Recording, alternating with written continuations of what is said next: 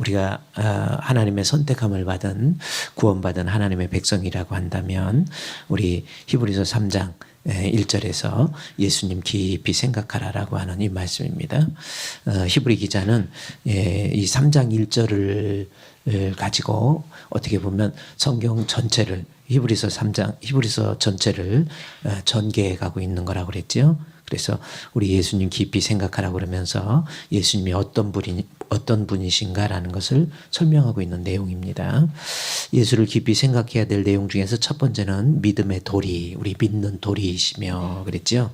믿는 도리이시며 사도이시며 대제사장이신 예수님에서 예수님에 대해서 우리 예수님은 우리의 믿음의 도리가 되어야 되고 우리 예수님은 우리의 사도이시며 우리 예수님은 우리의 대제사장으로서 이 땅에 오셔서 사역을 감당하셨다라는 내용입니다.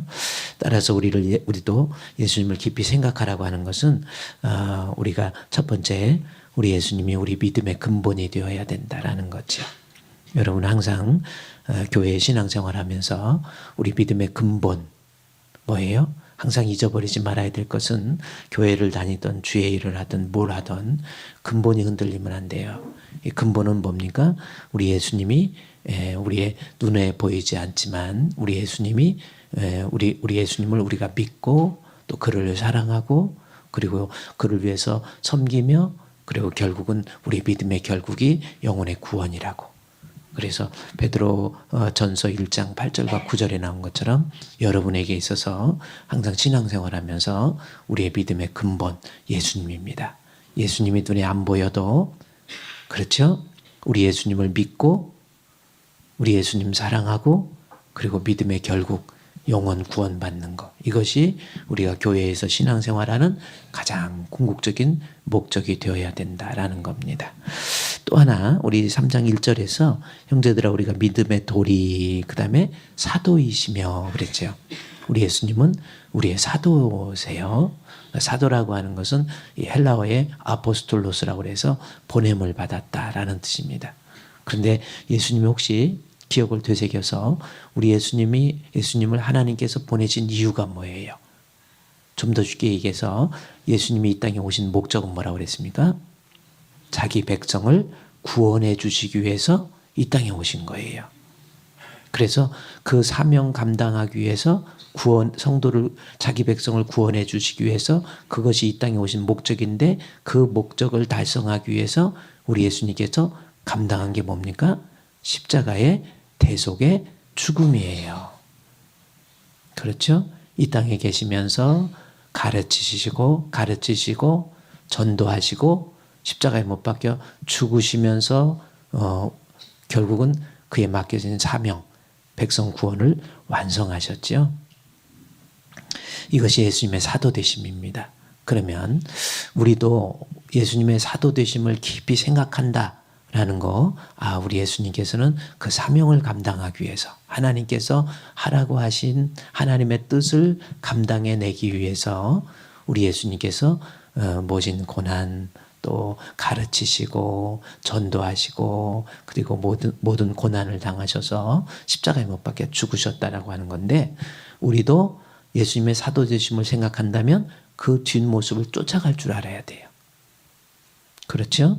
그러면 사도의 모습 되신 예수님, 사도 되신 예수님을 생각한다면 우리도 사도의 모습을 쫓아가자는 겁니다.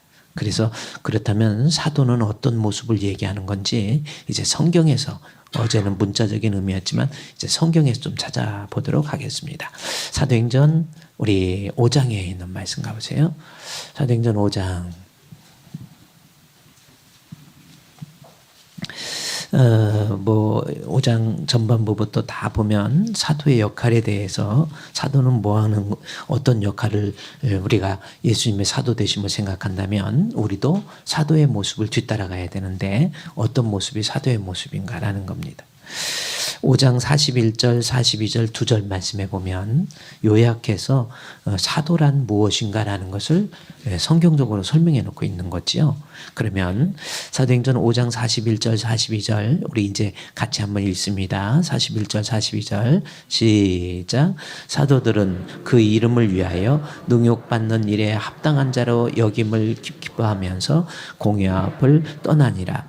그들이 날마다 성전에 있든지 집에 있든지 예수는 그리스도라고 가르치기와 전도하기를 그치지 아니하니라. 아멘.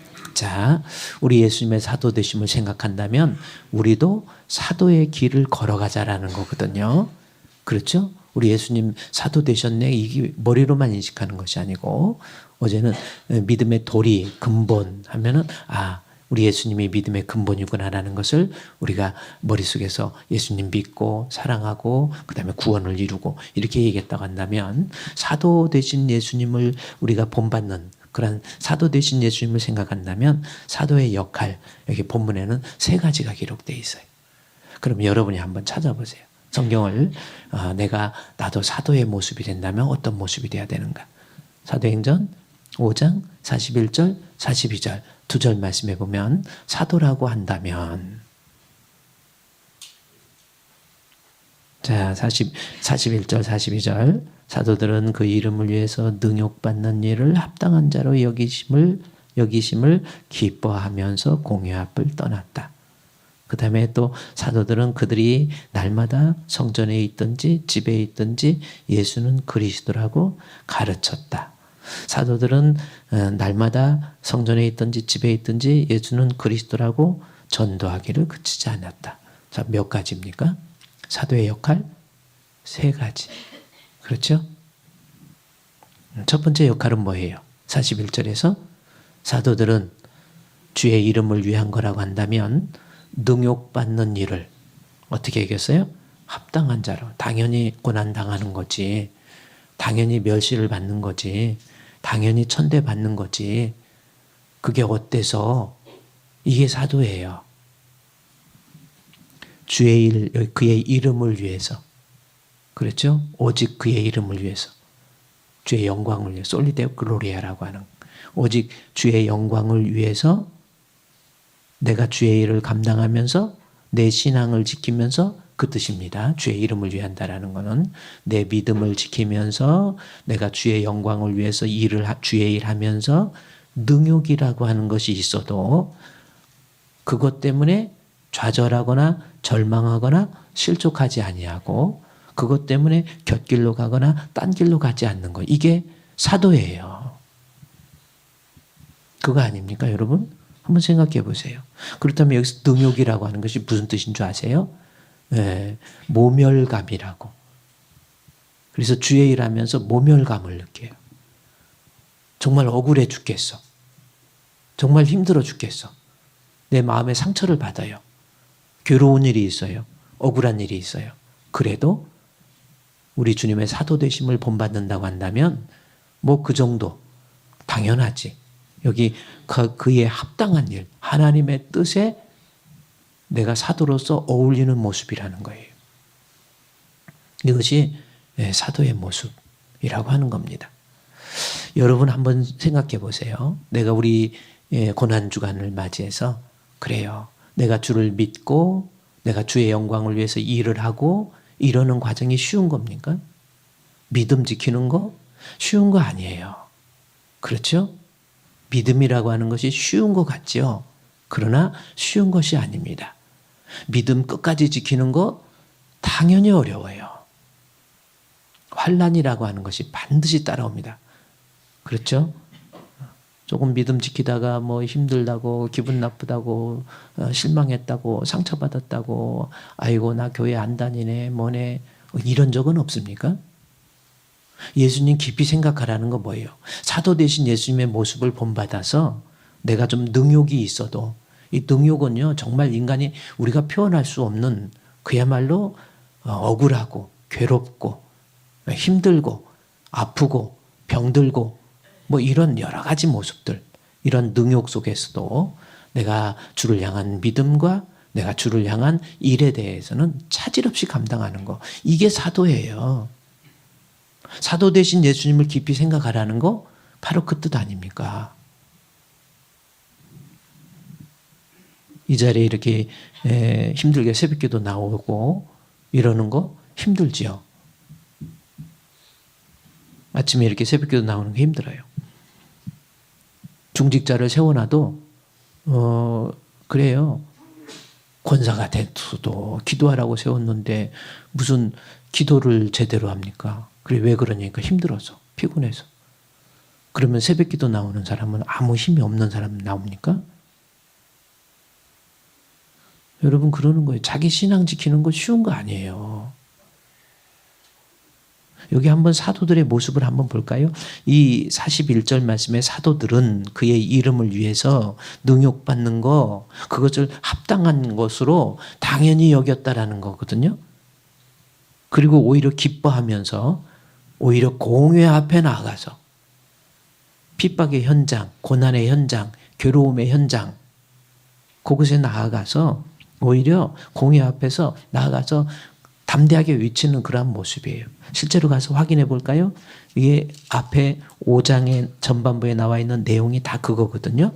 예를 들어서 5장 12절 말씀부터 한번 사도들이 당하는 능욕의 내용들을 한번 실제적으로 살펴보는 거예요. 예수님께서 부활하시고 예를 들어서 AD 30년이라고 합시다.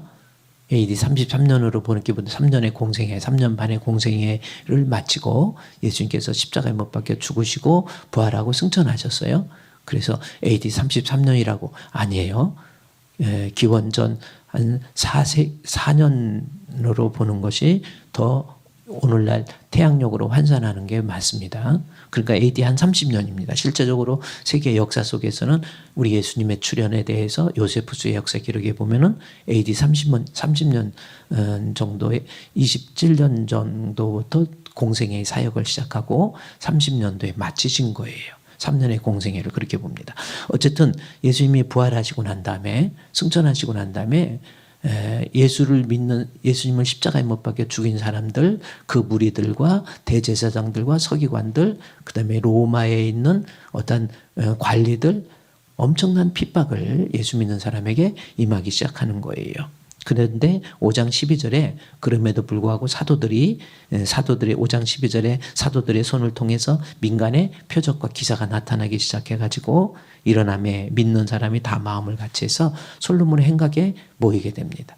그래서 믿는 사람들이 모이기 시작하죠. 그래서 모여서 보세요.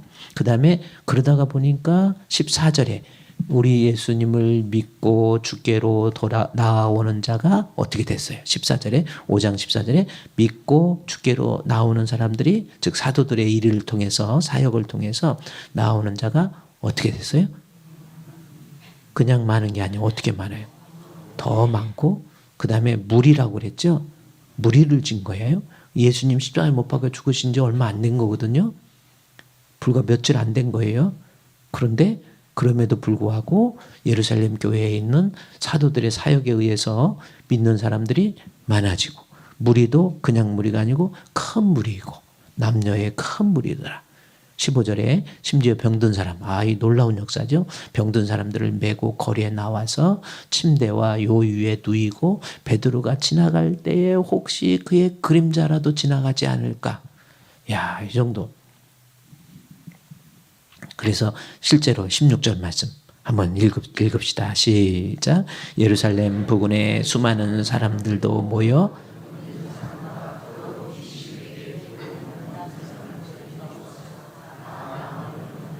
할렐루야. 이 초대교회 시대 때에 일어났던 이 기적의 능력이 우리 주품교회에도 임하시기를 다시 한번 축원드립니다. 이 본문의 말씀에 보면은 예루살렘 부근에 수많은 사람들이 모였을 때 사도들에 의해서 보세요. 자세히 보면 병든 사람과 나와 있죠. 육체적인 질병입니다. 그 다음에 뭐라고 해요? 더러운 귀신에게 괴로움을 받는 사람 나눠져 있죠. 이거 뭐예요? 병든 거하고 귀신 들린 거하고 틀려요. 그냥 어디 이상한 기도원 그런 데 쫓아가 보면 몸이 좀 아픈 사람인데 이거 마귀 들렸다고 그래가지고 귀신 들렸다고 그래갖고 그러니까 귀신에게 괴로움을 받는 어떤 정신적인 아픔, 괴로움이 있고요. 영적인 괴로움이 있는 사람이 있고 육체적으로 병든 사람도 있고 그런 거예요. 세상에는 병든 자, 그다음에 더러운 귀신에게 괴로움 받는 사람. 그래서 사실 이렇게 목회자들도 이렇게 때로는 목사님도 성도들과 상담하고 얘기할 때 이게 마귀에 의해서 괴로움을 당하고 있는 어떤 질환, 정신적인 질환일 수도 있고 사람이 자꾸 뭐 오해하고 뭔가 성격이 이상 좀 그런 사람이 있어요. 아무것도 아닌데 교회에서 신앙생활하면서 자기 억울하고 힘들고 물론 제가 어제도 그랬죠. 실족시키는 사람 그거 하나님 앞에 심판받습니다. 그러나 더 나쁜 사람 실족 당하는 사람이 더 나쁜 거예요. 이게 왜 그런 줄 아십니까? 마귀에 의해서 괴로움을 받고 있는 거예요. 그래도 이거 그 정도 이해해도 되는데 이해 못하는. 그러니까 이해 못하도록 실족시키는 사람도 당연히 실족해 하는 일이 없을 수 없으나 실족해 하는 그 사람에게는 화가 있어요. 그러나 더 무서운 거 마귀에게 의해서 웬만하면 넘어갈 수 있는 문제도 자꾸 예민해져 가지고 또 생각하고 또 생각해 가지고 이것을 침소봉대해서 스스로 마귀에게 사로잡혀 버리는 이 포제션이라고 하는 거 마귀가 사로잡혀 버리는 사람이 있어요. 이 초대교회에도 마귀 더러운 귀신에게 괴로움을 받는다는 게 그 뜻입니다. 육체적인 질병도 있지만 여러분 더러운 귀신에게 이렇게 사로잡히는 사람. 이런 무리들이 많이 있어요. 그런데 이때 사도들에게 나오니까 나음을 여기 병든 사람과 16절에 더러운 귀신에게 괴로움 받는 사람을 데리고 와서 뭐라고 그랬어요? 다 나음을 얻으니라. 할렐루야. 여러분도요 예수로 충만해서 그래요. 오늘도 기도할 때 하나님 예수로 충만 그래요. 믿음의 돌이 되신 우리 주 예수 그리스도를 믿는 믿음 가지고 여러분이 하나님 앞에 직접 이제 우리가 직접 사도잖아요. 우리가 그렇죠. 사도 되신 예수님 우리가 직접 사도예요. 여러분 예수 이름 능력을 의지해서 귀신도 좀 몰아내고 연약한 육신도 하나님께서 치료해 주시는 역사 다 나음을 받기를 주의 이름으로 축원드립니다. 이것이 사도들에 의해서 초대교회에 이루어졌어요. 얼마나 놀라운 역사입니까? 그런데 보십시오. 주의 일 할 때 17절 말씀에 뭐라고 그랬습니까? 대제사장과 그와 함께 있는 사람 즉 사두개인의 당파가 다 마음에 뭐예요? 시기가 가득해서 뭐예요? 아나스타스 무슨 뜻이에요? 마음속에 보세요. 여러분 신앙생활 하다가 보면 믿음 생활하다 보면 여러분을 괴롭히는 사람 그래요? 마음에 악함을 품고 막 마음에서 막 저거 내가 가만 안 놔둬야지 이런 사람들이 마음으로 품고만 있지 않아요. 마귀는 그 사람의 마음을 흔들게 되면 결국 시기가 가득해서 그걸로 끝난 것이 아니라 아나스타스 일어나서가 헬라어의 아나스타스라고 하는 마음의 시기를 직접 이제 행동으로 옮기는 거예요. 이게 마귀예요. 그 여러분 예수님 사도 되심을 깊이 생각한다면 나도 주의 일 하면서 그래요. 능욕을 받아요. 시기가 가득해서 여기 대제사장과 힘 있는 나보다 더 힘 있는 사람이에요. 그때 당시 가야바인지 안나스인지 정확히 모릅니다. 예, 안나스라고 하는 여기 이 대제사장에 대해서 로마가 인정한 사람은 가야바였어요.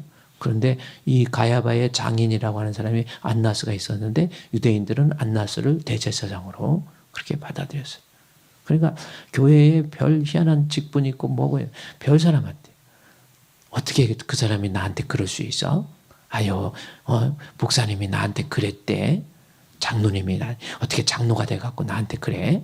또 권사가 돼서 왜 그래? 뭐 이런 일, 저런 일 생길 수 있다라니까요. 교회에서. 그래서 본문의 말씀에 시기가 가득해서 일어나가지고 가만 놔두는 것이 아니라 사도들을 감옥에다 가둬버렸어요. 가둬버렸죠. 그때 주의 사자가 밤에 옥문을 열어주는 겁니다. 아무리 나를 괴롭히고 힘들어도요. 하나님 나라의 확장은 사그라들지 않아요. 교회에 나 없어도 교회는 진행됩니다. 사실은.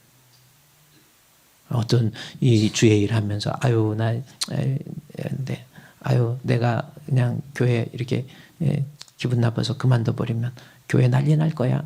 난리 안 나요. 착각하지 마세요. 교회의 주인은 우리 예수 그리스도잖아요. 그래, 괴롭혀서 없어질 것 같아도요, 성령께서 옥문을 열어서 끌어냅니다. 그리고 가서 20절 시작. 가서 성전에 서서 이 생명의 말씀을 다 백성에게 말하라 하며 그랬죠. 하나님 명령이에요. 사역입니다. 임명한 거예요. 주의 일 하라고 장로로 뽑아준 거예요. 주의 일 하라고 안수 집사로 뽑아준 거예요. 하나님이. 그렇죠? 주의 일 하라고 권사로 뽑아준 거예요. 그랬더니 20절에 가서 서서 스타멘데스라고 하는 거잖아요. 태만하지 말라라는 거예요. 주의 일에 대해서. 가서 서서 일하라는 게 그냥 서서 일한다는 게 다른 거 아닙니다. 정신 바짝 차리고 자기가 하나님 앞에 부끄러움이 없는 일꾼으로서 최선을 다하라는 거예요. 그래요. 그래서 서서 백성에게 말하라 하니까 20절, 21절 보세요. 그들이 듣고 새벽에 성전에 들어가서 가르치더니 대제사장과 뭐 그 사람들이 와서 또 사람을 감옥에다 가둬버리려고 가서 잡아오라고 그러는 거예요. 그런데 여기서 20절에서는 서서 주의 사역을 감당할 만큼 정신 차리고 태만하지 아니하고 주의 일 감당하고 있을 때 21절에 그 말씀을 하나님으로부터 듣고 사명을 임명받고 21절 그들이 듣고 성전에 나아가서 가르칩니다. 그런데 어떻게 가르쳐요? 언제? 듣고 새벽에. 이것도 좀 우리가 주의 일 하는 사람의 모습 아닙니까? 좀 주의 일 좀 하세요. 그랬더니 알겠습니다. 조금 다음에 해볼게요. 아유, 성령을 소멸하지 말고 예언도 멸시하지 마세요. 아유, 올해는 못하고 내년 못해요. 아유, 건강 좀 좋아지면 그때 할게요. 그러면 건강 죽을 때까지 안 좋아질 수도 있어요. 주의 일이라고 하는 것은 듣고 그냥 새벽부터 가서 하는 겁니다. 이때 예루살렘 성전에서는 새벽부터 드려지는 예배가 있었거든요. 이때 그러니까 새벽부터 하나님 앞, 지금 드리는 우리의 예배, 예전적 형식을 갖춘 예배를 말하는 게 아니에요.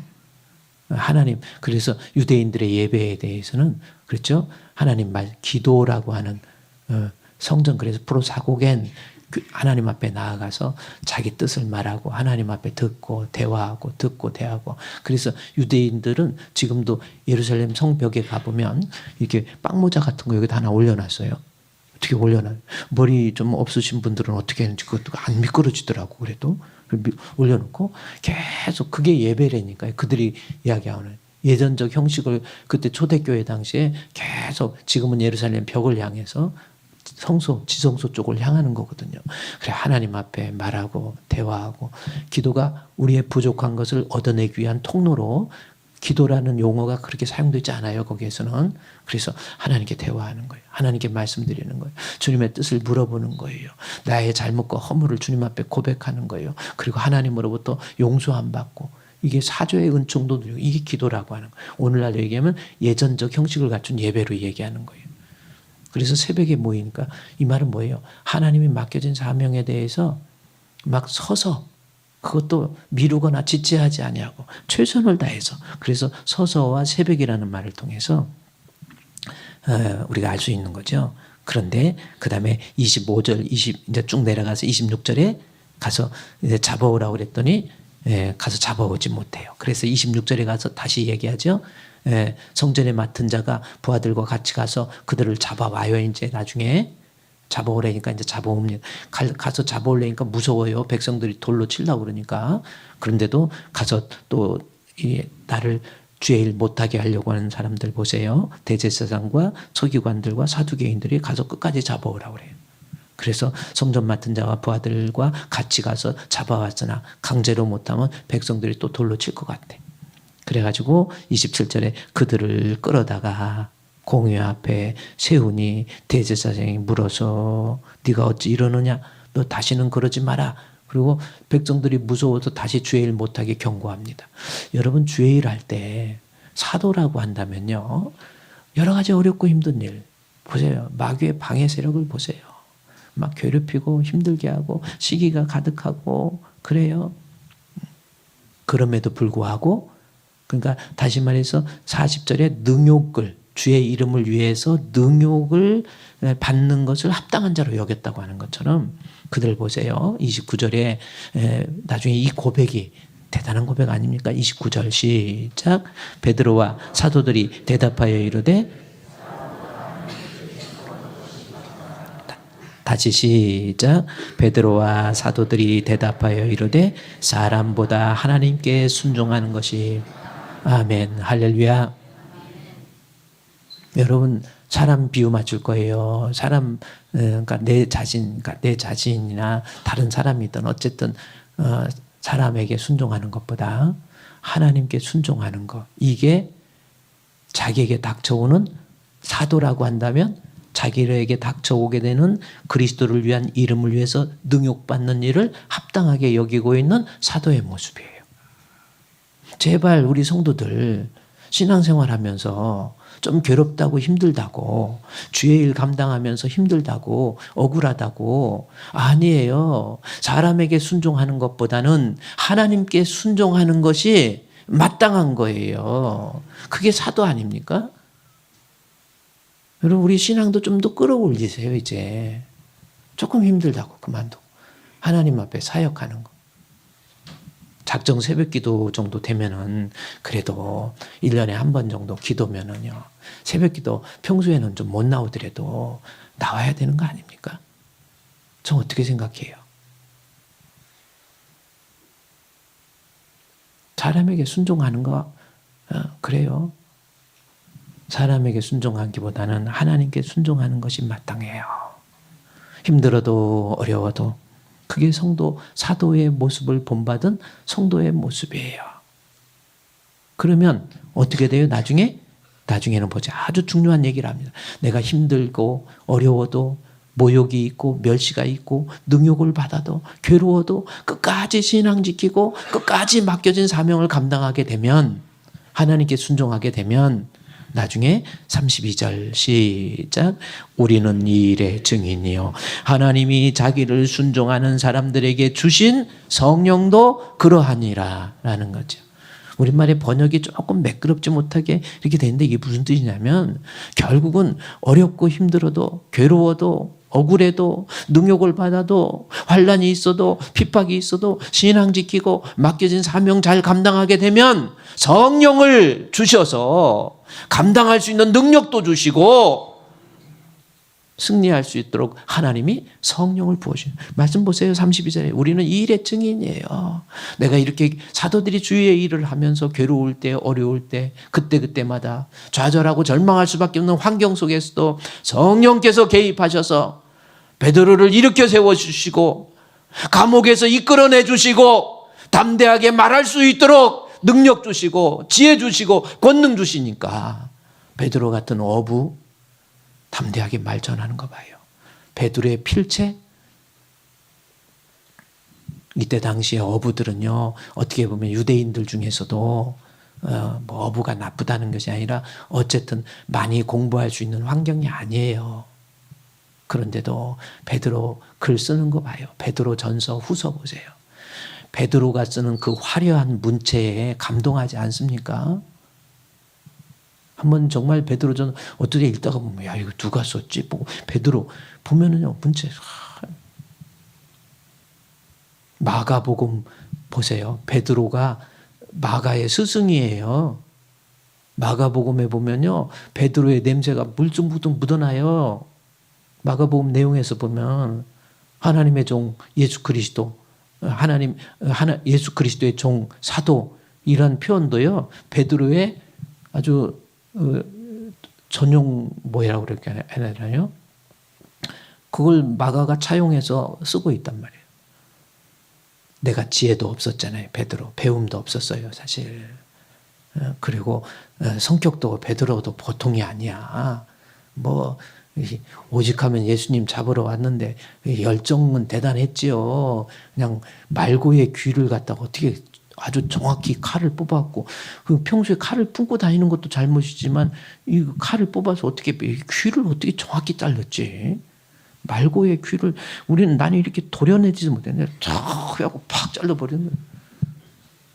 예수님이 다시 붙여줘.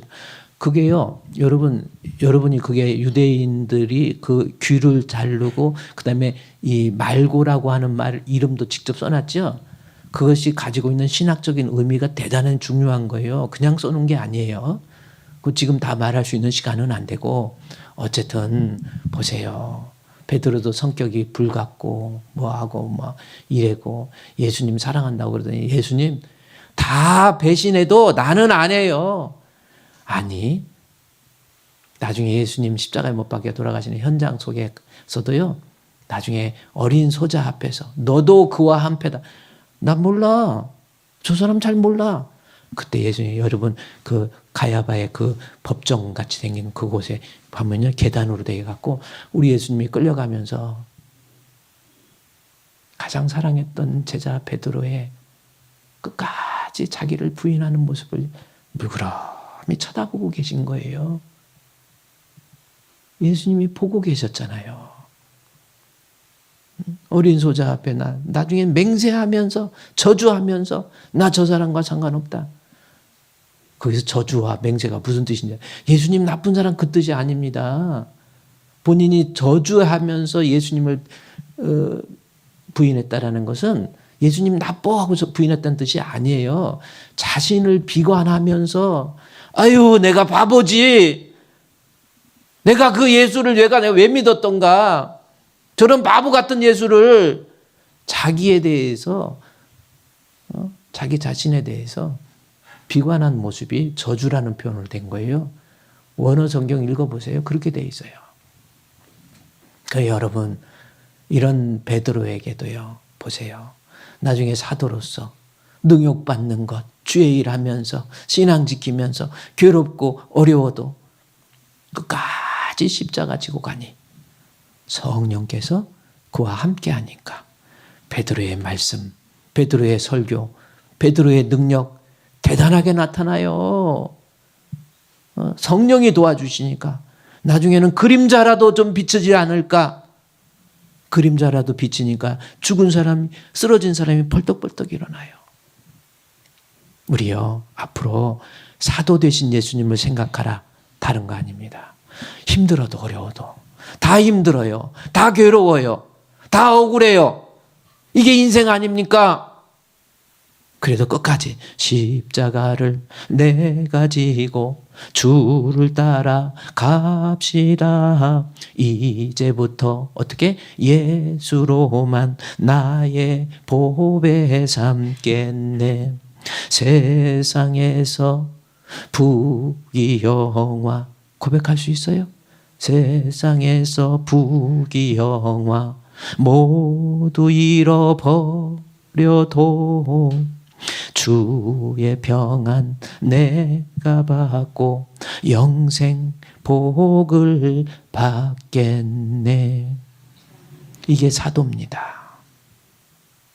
제발 좀 신앙생활하면서 이렇게 세워놓으면 쓰러지고 이렇게 세워놓으면 쓰러지고 풍선에 바람 빠지듯이 이렇게 세우면 또 쓰러지고 그냥 거의 신앙생활을 죽어나듯이 해. 뭐 길거리 가다 보면 여기 식당 오세요. 이거 있더라고. 그런 것처럼 막 술집도 가고 이쪽 식당으로 들어오고 그거 보면서 야 우리 저 목회하면서 저 사람 또 세워놓으면 저러고 흔들리고 저러고 흔들리고 이런 것 말고 사도들은 능욕을 기뻐합시다. 할렐루야. 하나님 감사합니다. 사도들 하나님 앞에 능욕을 당해도 합당한 자로 여긴 것처럼 우리도 우리 예수님 사도 되심을 따라서 변함없이 흔들리지 아니하고 믿음의 주여 온전케 하시는 예수 따라가기에 부족함이 없는 저희들 되게 해 주시옵소서. 예수님의 이름으로 기도드리옵나이다. 아멘.